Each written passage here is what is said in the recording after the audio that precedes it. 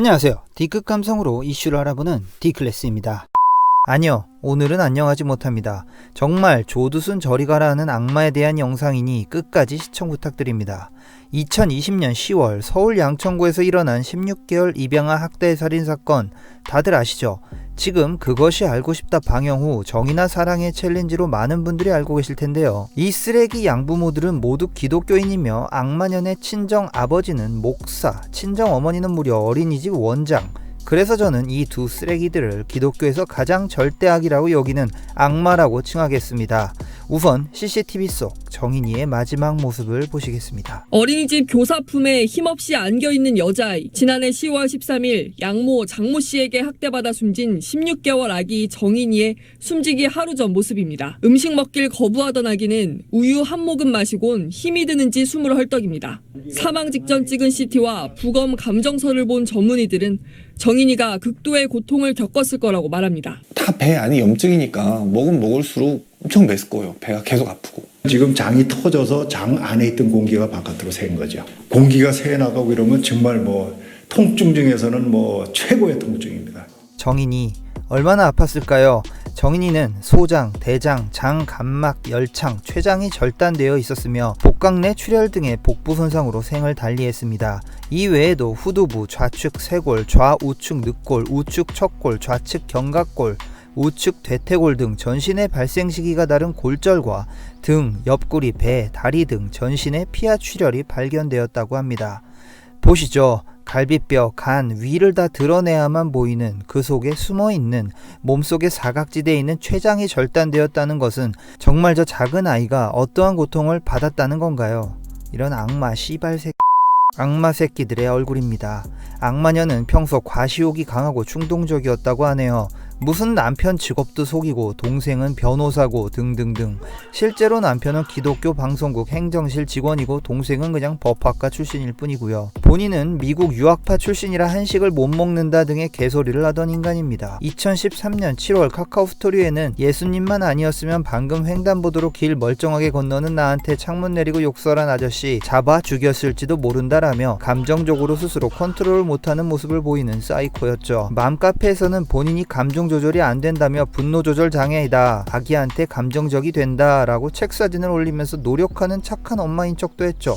실상은요, 첫째 친딸을 베이비시터 손에 2년간 키웠으며 집안일도 싫어해 음식은 다 시켜 먹고 한 카페에는 집에 쌀이 없는데 쌀벌레가 나온다 라는 글까지 올린 정신 이상자였습니다. 이 악마 부부는 20년 2월 초에 홀트 아동복지회를 통해서 예쁜 둘째 딸 피해자 정인양을 입양합니다. 생후 8개월 된 정인양은 이후 8개월 만에 죽음에 이르게 된 거죠. 이렇게 이쁘고 천사 같은 아이에게 8개월 동안 무슨 짓을 한 걸까요? 위탁모였던 신씨에게 이 악마녀는 본인이 통역사다, 또한 기독교 집안이다 등등으로 안심을 시킨 것은 물론 도리어 너무 좋은 집으로 잘 간 것 같다라는 생각이 들 정도로 거짓을 늘어놨다고 합니다. 이 관심병 악마녀는 맘카페에 정인이의 이름까지 투표로 정해달라고 올려요.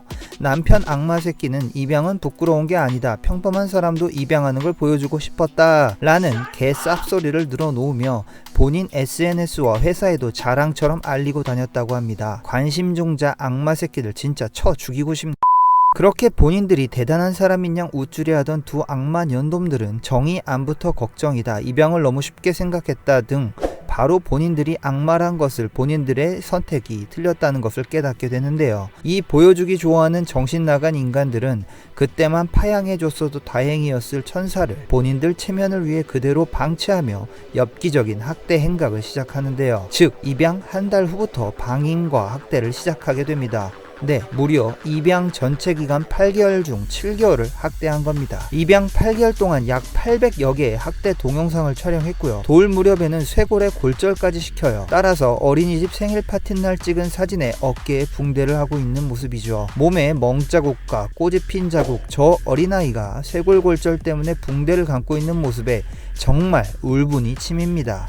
이 미친 악마녀는 걸음마 중인 아기에게 다리를 걸어 넘어지게 하고 그 모습을 영상으로 촬영하면서 쳐 웃고요. 아기를 마치 가방 들듯이 목덜미만 잡은 채 발은 공중에 떠있게 하던가 엘리베이터 안전바에 걸음마하는 아기를 세워놓고 본인은 거울을 보는 미친 행각을 일삼았습니다.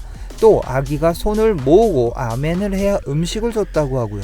전자레인지에 데운 뜨거운 인스턴트 이유식을 식히지 않고 2분 만에 먹이고요. 굶기고 배고파할 때 고추장과 초고추장을 먹였다고 합니다. 5살, 6살이 돼도 못 먹는 그 고추장을요. 카톡 내용 한번 보시죠. 미친 악마년 아닙니까? 똥냄새 난다고 돌진한 아이에게 이유식과 분유 떡밥만 먹이고요. 참고로 돌 정도 되면 밥을 먹고 생선, 고기 등 다 일반인이 먹는 음식을 먹어야 할 때입니다. 어린이집에는 밥을 먹이지 말고 본인이 보낸 이유식을 먹이라고 요청했는데 그 이유식은 보기도 냄새도 모두 이상해서 무엇으로 만들었는지 알 수가 없었고, 어린이집에서 혹시 몰래 밥을 먹여 보냈는데 변해서 그걸 알게 되면 어린이집에 화를 냈다고 합니다. 업소용 신발장키를 아기 이빨 깨무는 치발기로 주질 않나. 그 어린 아기를 혼자 집에 두고 첫째 딸만 데리고 수차례 외출하질 않나. 차 안에 아기를 방치해두고 남자 악마 새끼와 친딸 셋이서 외식하러 가질 않나. 아기를 매일 방에 가둬놓질 않나. 공공장소에서 유모차에 있는 아기가 울면 유모차를 엎어버리는 미친 행동까지 서슴지 않고요. 유모차를 벽에 부딪히게 밀고 목 잡아 올리고, 학대 중에도 입양가족 모임엔 참석을 하고요. 아기는 유모차에서 한 발짝도 내리지 않습니다.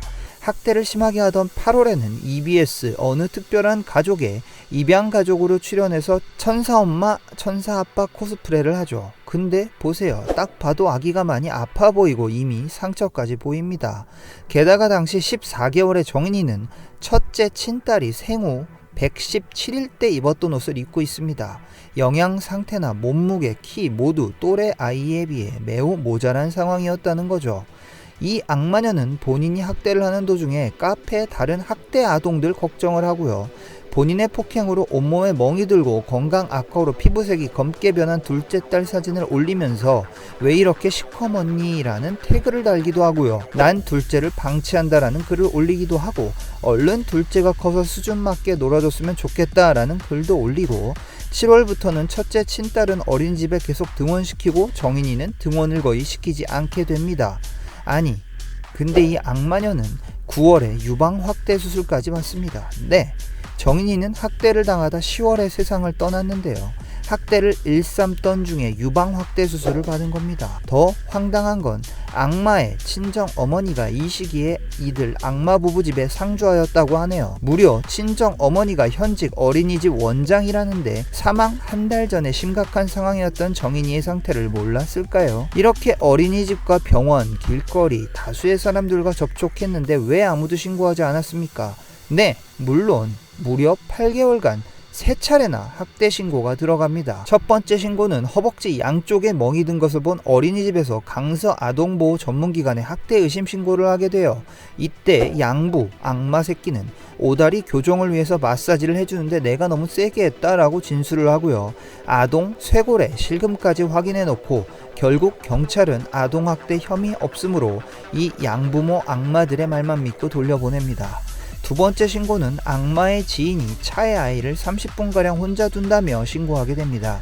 하지만 결국 또 경찰에서는 그런 적이 없다던 악마들의 말만 믿고 아동학대 혐의 없음으로 돌려보내요. 돌진한 아이가 말을 못하는 게 당연하고 그래도 부모라고 생각한 악마들에게 잘 안겨있다고, 그래서 혐의 없음 종결. 세 번째 신고는 소아과 원장님입니다. 악마년이 유방 확대 수술 받느라 거의 2달 만에 어린이집에 외할머니와 등원한 아이의 심각한 상태를 보고 충격을 받은 어린이집 원장님이 직접 소아과를 데리고 갔고 소아과 의사가 신고를 한 겁니다. 아니, 어린이집 데리고 간 외할머니, 즉 악마년의 친어머니는 지금 어린이집 원장을 하고 있다는데 과연 악마의 어머니는 본인의 딸이 이런 짓을 저지른지 몰랐을까요? 결국 이 마지막 신고도 강서 아동보호기관과 경찰은 외면해버리고 맙니다. 이렇게 정인이는 사망하게 됩니다. 사망 당일 윗집에서 큰 소리가 너무 났다, 그래서 항의했다는 아랫집에 항의도 있었고요. 정인이가 사망한 날을 살펴보면 동영상에 아기가 음식을 삼키지 못하는 장면을 촬영하고 진짜 안 먹는다고 남편에게 동영상을 전송하고 여러 차례 무거운 것이 떨어지는 소리가 났고 의식 잃은 아기를 두고 첫째 딸 등원을 시키고 돌아와서 약 1시간이 지난 후 정인이를 데리고 구급차가 아닌 택시를 타고 병원행. 아기는 이미 심정지 상태였지만 사경을 헤매는 병원에 아기를 두고 본인은 온라인으로 어묵을 공구하고 있고 지인에게는 부검 결과 잘 나오게 해달라는 메시지까지 보냅니다. 사망 이틀 뒤 친정 아버지 생일에 가족끼리 와인 파티를 하질 않나, 식기세척기 설치 문의를 하질 않나. 이 악마 부부는 명백한 증거를 제시할 때만 눈물을 흘리며 구속영장 실질 심사에선 신만이 본인을 심판할 수 있고 인간이 인간을 심판할 수 없기에 누구도 자신을 심판할 수 없다라고 했답니다. 네, 님은 악마기 때문에 하나님이 계시다면 분명 악마에게 최대의 형벌을 내리실 겁니다. 근데 그 전에 인간 세계에서 받을 수 있는 최대의 형벌도 받으셔야 하니 기다려 주시길 바랍니다. 소 잃고 외양간 고치기 좋아하시는 우리 정치권분들도 표밭을 일구기 위해 나서고 계시죠. 다수의 의원분들에게 이렇게 좋은 본인 호감도 올릴 방법이 또 있을까요? 그런데 여러분, 어떤 의미에서건 어떤 의도에서건 좋습니다. 정치인분들 나서 주십시오. 이미지도 올리시고 표도 가지고 가십시오. 대신 정말 다신 이런 일이 생기지 않도록 정말 제대로 된 정책과 관리 방안, 경찰 매뉴얼 부탁드리겠습니다.